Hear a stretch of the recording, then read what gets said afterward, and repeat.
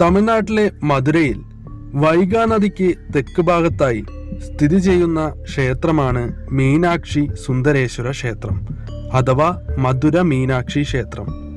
പരാശക്തിയായ പാർവതി ദേവിയെ മീനാക്ഷിയായും തൻപതി പരാത്മാവായ ഭഗവാൻ ശിവശങ്കരനെ സുന്ദരേശനായും ഇവിടെ ആരാധിച്ചു വരുന്നു.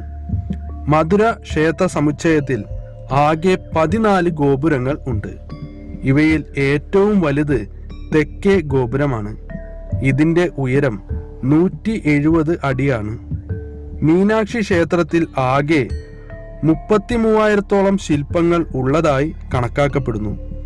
പ്രാചീന തമിഴ് കൃതികളിൽ ഈ ക്ഷേത്രത്തെക്കുറിച്ച് പ്രതിപാദിക്കുന്നുണ്ടെങ്കിലും നാം ഇന്ന് കാണുന്ന ക്ഷേത്രം 1623-നും 1655-നും ഇടയിൽ നിർമ്മിച്ചതാണെന്ന് കരുതപ്പെടുന്നു.